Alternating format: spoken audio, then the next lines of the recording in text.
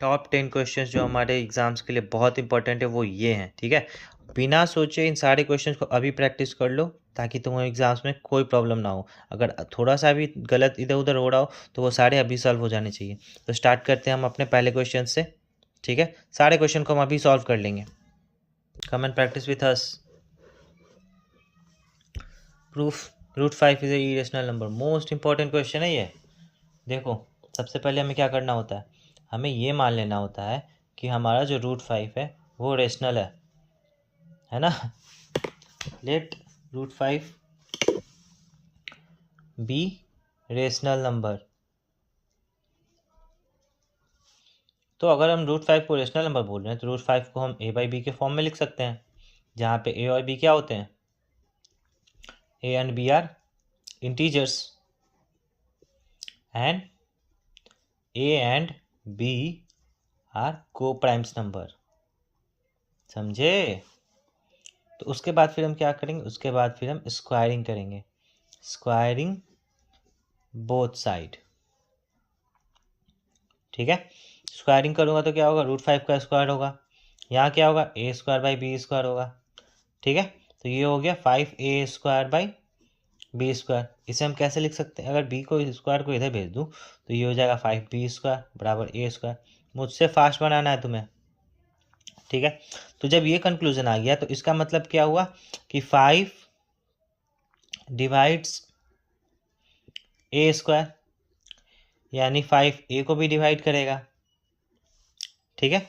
इतना होने के बाद हमें फिर से कुछ मान लेना है कि हमें लेट करना है क्या, लेट ए बराबर 5c, ठीक है। ये हमारा, इसे इक्वेशन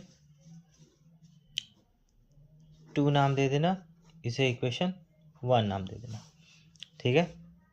देन अब क्या करेंगे, पुट कर रहे हैं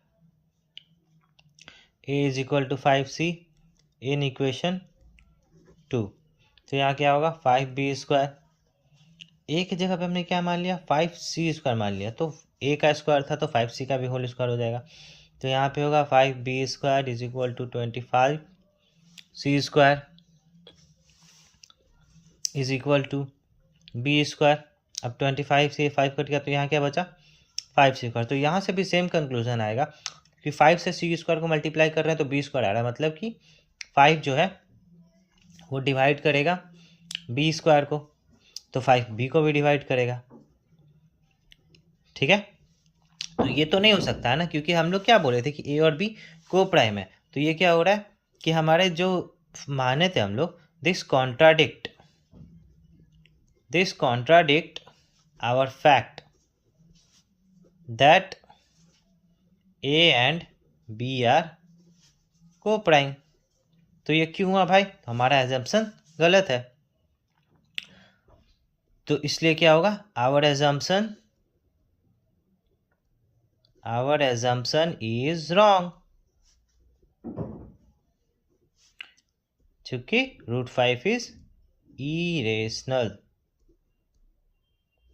नंबर, ठीक है। यहाँ आ गए हमारे कम से कम 3 मार्क्स तो डन है यहाँ से, ठीक है। अब नेक्स्ट क्वेश्चन की तरफ चलते हैं।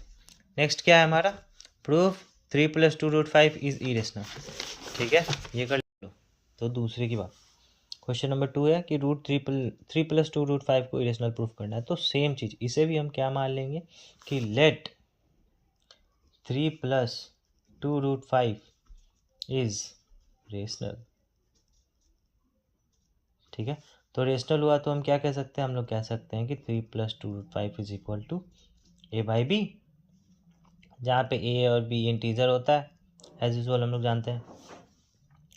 चूँकि अब यहाँ पे क्या करेंगे हम कि इन दोनों नंबर्स को उस तरफ भेजेंगे और रूट 5 को लोन करने की कोशिश करेंगे। फोकस करो, हम क्या बोल रहे हैं, लोन 5 को अकेले करना है, तो इसके अगल बगल के सारे लोगों को भगा देना है यहाँ से। रूट 5 ए बाई बी यहाँ पे हो गया -3, और ये सॉल्व हो तो इसको सॉल्व भी कर लेना, क्योंकि बाद में फिर कंफ्यूज नहीं होना है। ये हो जाएगा 3b/b, ठीक है। तो अब क्या बचा, रूट 5 इज इक्वल टू 2 को उधर भेजा तो हमारे पास क्या आ गया, a - 3b/2। तो देखो ये क्या हो रहा है कि ये तो हमारा इंटीजर है भाई, ठीक है। Since a and B are integer, ठीक है। तो a minus 3b/2 is rational number, यही पढ़ा ना हमने रेशनल नंबर के बारे में। रेशनल नंबर दैट इज, अगर ये रेशनल नंबर है तो ये इसके इक्वल है, तो √5 इज रेशनल। लेकिन क्या √5 रेशनल होता है? नहीं होता है। तो ये क्यों हुआ? तो ये गलती क्यों हुआ? दिस कॉन्ट्राडिक्ट, क्या कॉन्ट्राडिक्ट कर रहा है? That √5 is irrational. तो ये क्यों कॉन्ट्राडिक्ट हुआ भाई? This contradiction arises because of our assumption, चूंकि our assumption is wrong. Hence 3 plus 2√5 is irrational, ठीक है। छोटा क्वेश्चन है लेकिन ये एग्जाम में पूछा हुआ क्वेश्चन है, हर क्वेश्चन को ध्यान से पढ़ना है और मेरे बनाने से पहले तुम बनाओ, तब होगा एग्जाम होगा। The next question, which is alpha and beta are zeros of quadratic polynomial 5x square plus 5x plus 1. We have to find alpha square plus beta square and alpha to the power -1, beta to the power -1, ठीक है। तो इसमें हमको क्या करना है? अपने 9th की आइडेंटिटीज़ को याद करना है। आइडेंटिटीज़ कौन सी? a प्लस बी का होल स्क्वायर क्या होता है? चलो जल्दी से बता दो। a प्लस बी का होल स्क्वायर होता है a square plus B square plus 2ab। अगर यहाँ हम a प्लस बी की जगह पे अल्फ़ा और बीटा कर दें तो इसका स्क्वायर क्या होगा? Alpha square plus beta square plus 2 alpha beta. तो यही वाली चीज़ है क्या जो हमारा क्वेश्चन पूछ रहा है? हाँ, यही है। और ये क्या होता है? इसे हम क्या कहते हैं? इसे कहते हैं sum of zeroes. Sum of zeroes क्या होता है भाई? -b/a। तो इस इक्वेशन में a के जगह पे 5 है, b के जगह पे भी 5 है और c के जगह पे 1 है। तो यहाँ पे क्या हो जाएगा हमारा? -5/5, ठीक है। सम ऑफ ज़ीरोज़ क्या हो गए? -1। और ये क्या है भाई? तो ये है हमारा product of zeros. Product of zeroes क्या होता है? तो प्रोडक्ट ऑफ ज़ीरोज़ होता है c/a, यानी कि 1/5, ठीक है। तो ये दोनों चीज़ तो हमें पता चल गई। तो हमें क्या करना है? अल्फ़ा प्लस बीटा स्क्वायर यानी सम ऑफ ज़ीरोज़ का -1 का square, alpha square plus beta square is equals to +2 1/5 into 1/5। तो हमारे पास क्या है? -1 का स्क्वायर हो गया 1 plus alpha square plus beta square plus 2/5। 2/5 को उधर भेजेंगे क्योंकि ये क्या है? प्लस में है तो उधर हो जाएगा, तो क्या होगा? माइनस में 1 - 2/5 is equal to alpha square plus beta square. Solve कर लेंगे। यहाँ पे क्या हो जाएगा? 5 - 2/5 is equal to alpha square plus beta square which results to, इसका क्या होगा? 5 - 3/5 यानी अल्फ़ा प्लस बीटा स्क्वायर क्या हो गया? 3/5। नेक्स्ट क्या पूछा है? Alpha to the power -1, beta to the power -1। Same चीज़ लेकिन थोड़ा सा अलग। क्या करने वाले हम यहाँ पे हम करेंगे अल्फ़ा के पावर -1 है तो थोड़ा सा हम कुछ याद करने की कोशिश करेंगे। अगर a के पावर -1 होता है तो वो क्या हो जाता है? 1/a। तो इससे हम ये लिख सकते हैं क्या कि ये 1/अल्फ़ा प्लस 1/बीटा है, कह सकते हैं ना। तो फिर इसे फ्रैक्शन की तरह सॉल्व करेंगे। फ्रैक्शन में सॉल्व करें सबसे पहले एलसीएम ले लिया, फिर ये क्या हो जाएगा? Beta plus alpha. तो ये क्या है? ये एक्चुअली में क्या है? सम है। ये क्या है? प्रोडक्ट है। तो हम क्या करेंगे?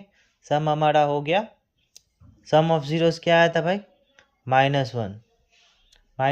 प्रोडक्ट ऑफ ज़ीरोज़ क्या आया था? प्रोडक्ट ऑफ ज़ीरोज़ ये रहा। प्रोडक्ट ऑफ ज़ीरोज़ आया 1/5, तो 1/5 ये न्यूमरेटर में चला जाएगा तो हमारा आंसर कितना आ गया? -5 यानी alpha to the power -1 beta to the power -1 को ऐड करने पे -5 आएगा। ये हो गया हमारा सॉल्व। तुमने भी ऐसे ही सॉल्व किया है ना? देख लो, कुछ गलत नहीं होना चाहिए। क्वेश्चन नंबर 4 जो कह रहा है if alpha and beta roots of equation x² - 7x + 17 find the quadratic equation whose roots are alpha square and beta square. अब देखो क्वेश्चन देखते ही ना ब्लैंक मत हो जाया करो, ठीक है? Understand the question. तुमको अल्फा स्क्वायर और बीटा स्क्वायर चाहिए, तो अल्फा और बीटा होते क्या हैं? अल्फा और बीटा हमारे रूट्स होते हैं। तो सबसे पहले इस इक्वेशन के रूट्स निकाल लो तुम। रूट्स निकालने के दो तरीके होते हैं, तुम लोग जानते हो, एक फैक्टराइजेशन और एक डिस्क्रिमिनेंट रूल, ठीक है?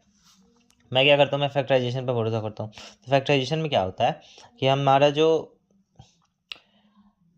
ए और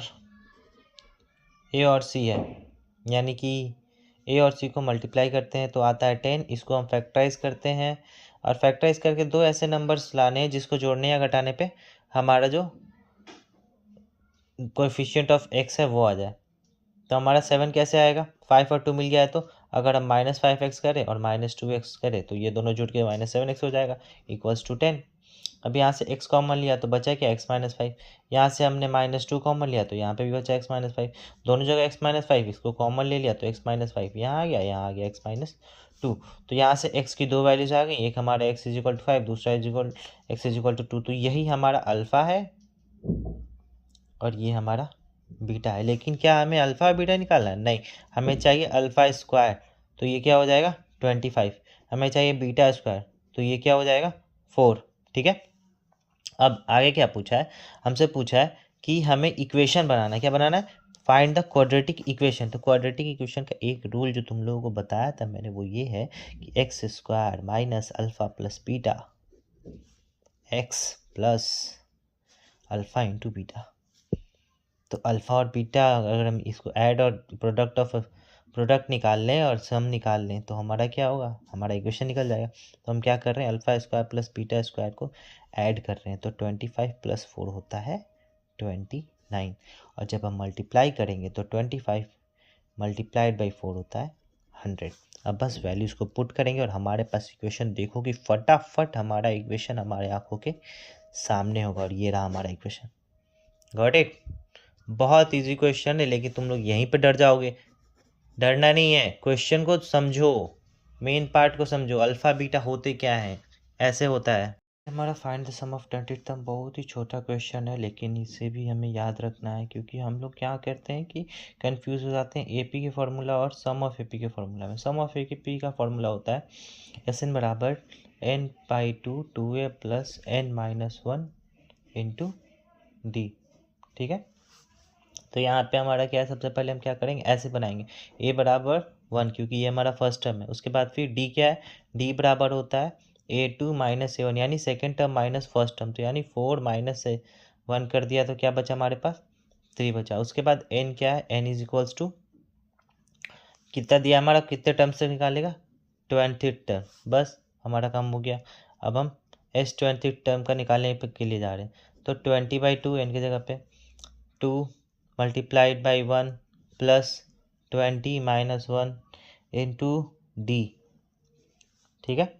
तो 20/2 यहाँ पे आ गया 2 + 19 × 3, ठीक है? यहाँ हो गया, इसे हम काट लेते हैं बाद में कन्फ्यूज़न ना हो इसलिए। अब यहाँ पे क्या हुआ? 2 19 3 ज़ा 19 1 ज़ा 19 92 ज़ा 36 19 3 ज़ा 57। यहाँ आ गया 10 × 59, आंसर 590। 2 मार्क्स क्वेश्चन आ गया, ठीक है? तो ऐसे बनाते रहना है हमें।